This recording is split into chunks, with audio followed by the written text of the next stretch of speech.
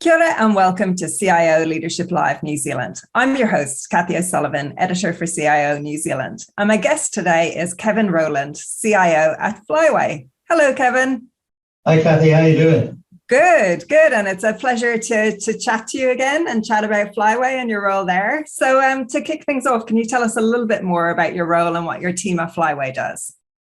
Yeah, I think probably need to understand a bit about Fliway because most people aren't sure of what it is that we do. So we're three separate businesses. We're transport, contract logistics, and international. And the company started back in the late 70s when the founder was asked to move a mainframe computer. And a couple of weeks later, he got asked to move another one.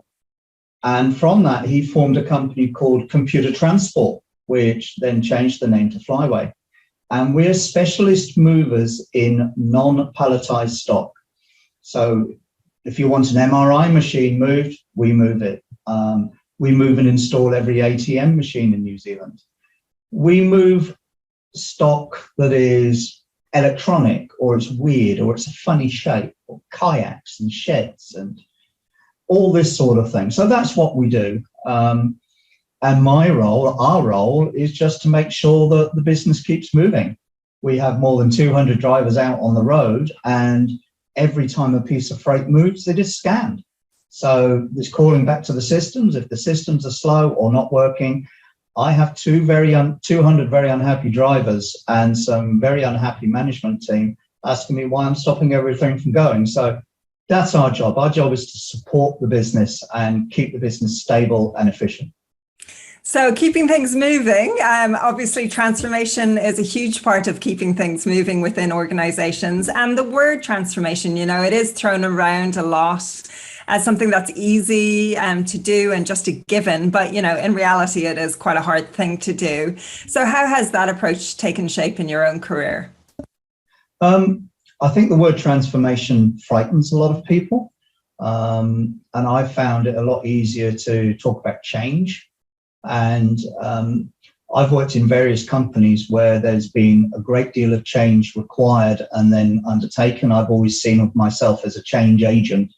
I'm not someone who tends to keep the lights on. I get bored easily. I have a concentration threshold not very good. Let's get on. Let's make a difference. Let's see what we can do. And how do you eat an elephant? One bite at a time. So even though things can be huge, you need to, for my mind, we always start them small and we find the difference happens, the change happens, and it works really well. So to me, I talk about change. I was at one company and I told everybody there that we were going to think of the business as a racing car. And we were going to put our foot down on the accelerator and accelerate and really, really move the business quickly. But we were going to change the wheels at the same time without stopping. And that's exactly what we did, just by making lots and lots of incremental steps as opposed to a big bang approach. So regarding those steps then, what do you think are some of those key things that CIOs must do along the way? Is there ever a starting point to kick off a transformation? I actually think there is. I don't know if it's because I'm a business information geek at heart, but I always start with data. What's the data telling me? I listen to what people are telling me, but I also look and see what's happening in the systems. I look at what's happening with incidents. I look what's happening with governance. So I actually look at what the data is telling me as well as what people are telling me. And that allows me to understand what's actually going on at the heart of the business. Because people don't always understand what's going on at the heart. But by looking at data never lies. So, and if the data is really bad, that points to a different problem, if you can't trust the data. So for me, I always start there and combine that at the same time with culture. Because to me, change is dependent heavily on culture and getting buy-in from everybody. So the two work very much hand in hand. So culture is definitely, a challenge in any transformation journey. But are there any other kind of common roadblocks to avoid along the way when you're moving things forward or transforming? I think just thinking that you know best. I've worked in too many organizations where the HIPPO, the highest paid person's opinion in the room, is the one that They think they know best, but actually they don't. So I spend a lot of time talking with the people who actually have to do the job. So, for example, I walk the floor every day. My office is in one of our depots. I walk the depot floor every single day, and I talk to everybody, even if it's just a hello. But it allows me to see what's going on and understand the reality, because my department is a cost center. I don't generate any profit.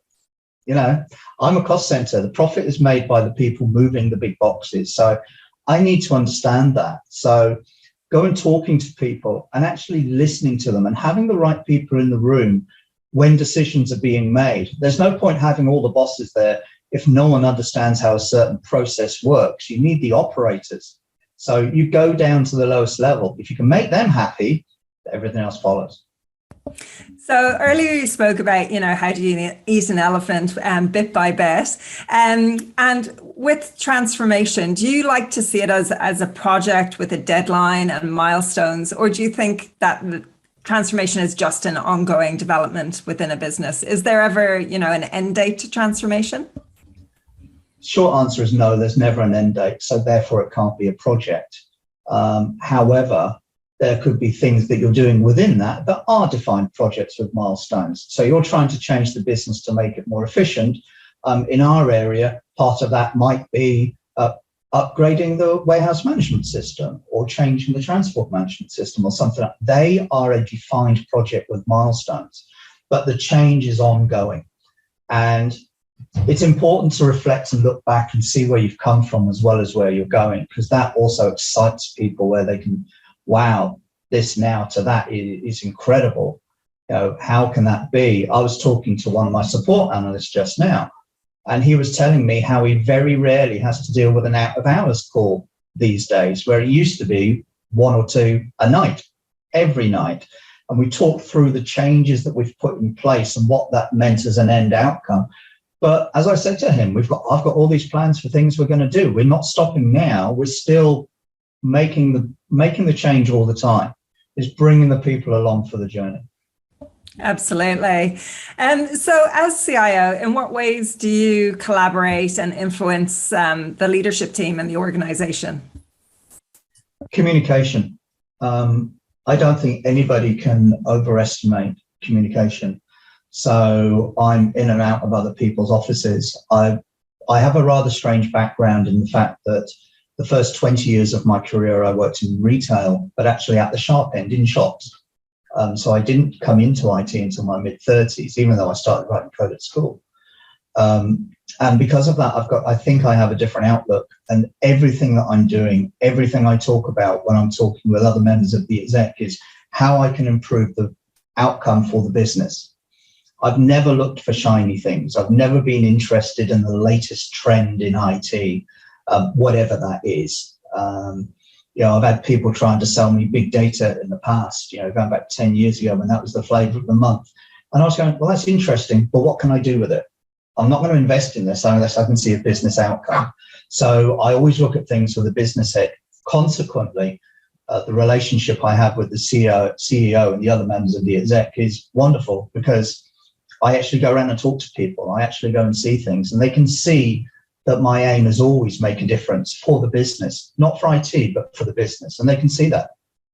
So, Kevin, the role of CIO, it is evolving. There are different titles being used for CIO these days. What do you think are some of the key attributes of a modern day CIO when it comes to leadership? I think there's a couple of things. First off, a CIO needs to understand that it's always better to lead from the front than sit at the back with a whip. You've got to bring your team on with you. I think culture is huge. The culture in businesses now to even 10 years ago, let alone 20, 30 years ago, is fundamentally different. We've got to understand, we've got to help everybody in the department understand what it is that we're trying to do. What are we trying to get out of this? What is our role in this? And it's also to understand that being a CIO is a support function. I've known quite a few CIOs over the years who've set themselves up with all this fantastic stuff and everything. I'm going, yeah, but the core is the business, not the IT. IT is just here to help the business function in a more effective and efficient manner. So that's what we're here for. And I think the modern CIO needs to understand that, and they need to understand the business. They need to be able to go out and have a conversation with someone in this business about freight, about the movement of freight, about what COVID has done to the market, what it's done to demand, all this sort of thing, and understand that. I'm a big fan of, if I get someone new in IT, actually put them out on a truck. Actually get them to go out and spend a day. I mean, I've done it. Actually go out and spend a day with a driver delivering freight.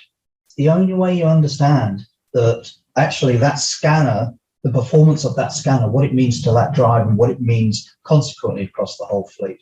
So you need to understand the business and be involved with the business and build an amazing relationship with the CEO to make sure that you're getting the support you will need to get it done, because then he understands or she understands where that's coming from. That's a really great approach. I love that, that proximity to the problem, and I guess that empathy with the end user and walking in their shoes or driving in their truck. Yeah, absolutely. So you touched on this earlier around culture. So how are you creating an internal culture that really helps your people to thrive? Communication. It's very simple. There's certain things I do. So the first thing I always do when I go into a department for the first time, I tell people that they need to understand that I'm incredibly lazy. And that means two things. One is we fix root cause on incidents because I cannot be bothered having people fix them time and time again. And the second thing is I always tell the truth because I cannot be bothered to remember the lies.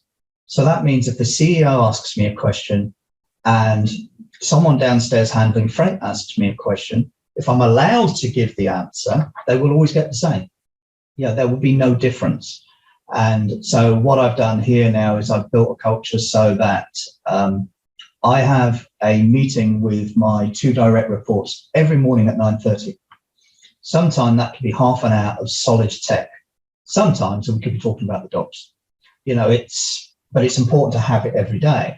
Consequently, they've set up meetings with their teams virtually every day. I have separate one-on-ones with both of them for which they need to do no prep apart from be ready to answer every question I've got about projects, people, and. And then every Friday at 10 o'clock, we have a team meeting, which always follows the same pattern. First thing is, I tell them everything I think they could possibly want to know about the business, which may be useful. Often none of that is IT related. Then we go around the team and everybody has a couple of minutes talking about what it is they've been doing and things that they've had problems with or things they're doing next.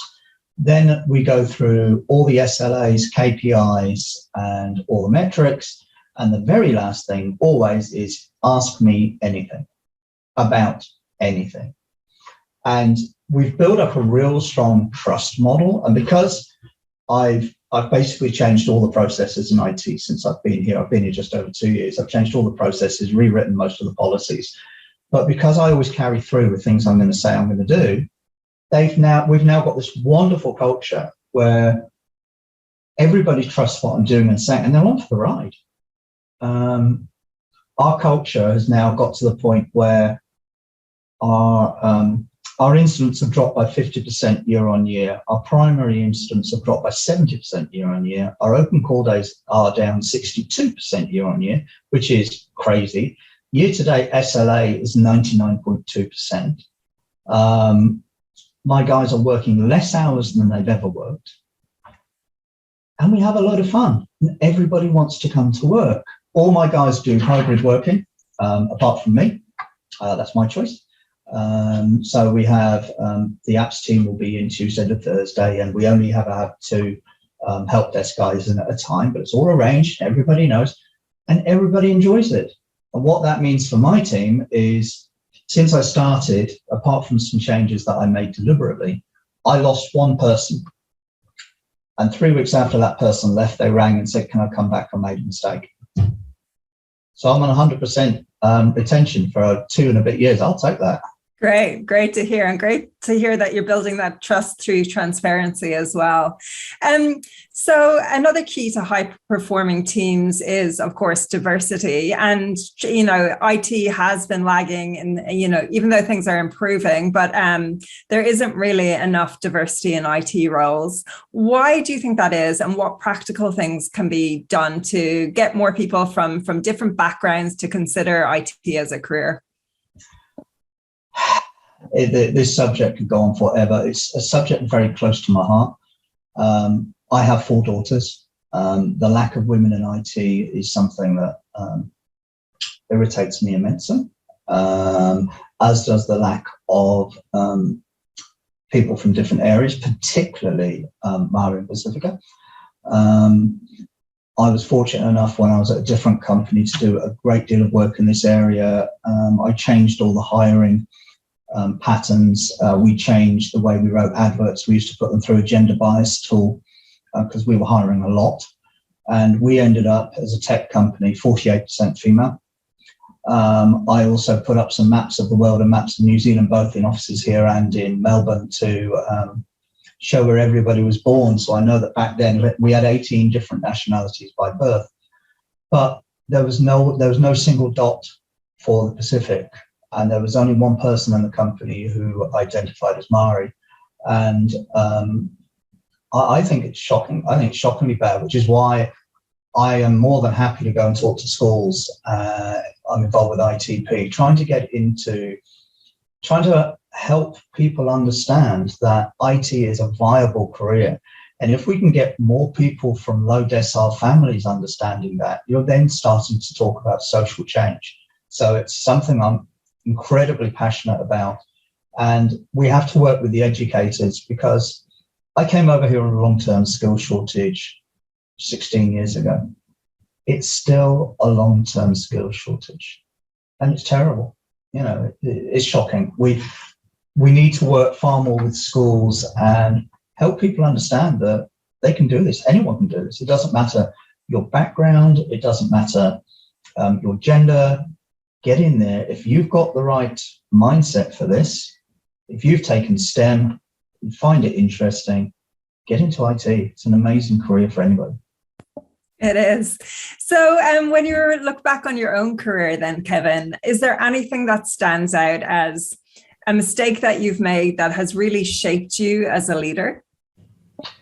Yeah, I think the biggest one I ever made was when I was at Safeway stores in the UK, which at the time was a £9.3 billion business.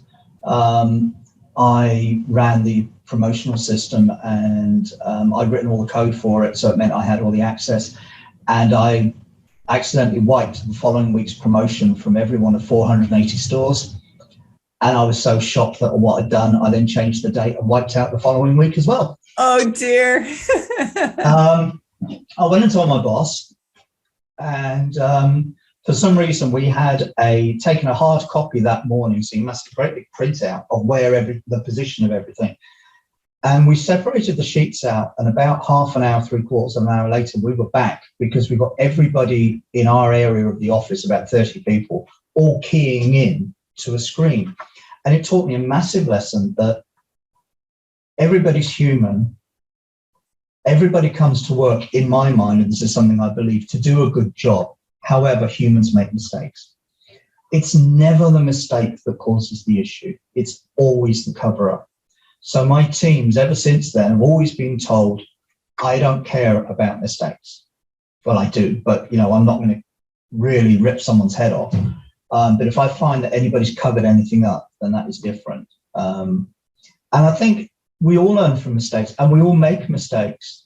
I've been here just over a month, and someone committed a doozy in my team, and I spent most of the Sunday talking him out of leaving. Because he made a mistake. He tried to do the right thing and he messed it up. And I said to him, it's your fault. It's not your fault, it's my fault. Because I thought the biggest issue was in service desk management. Actually, the biggest issue was in governance, and I hadn't realized that. I said, that's fine. I'll fix the governance, and it couldn't possibly happen now. But that also builds culture and loyalty, because, he's still here. It's absolutely wonderful. But yeah, everybody makes mistakes. That's fine. Just don't let people cover them up.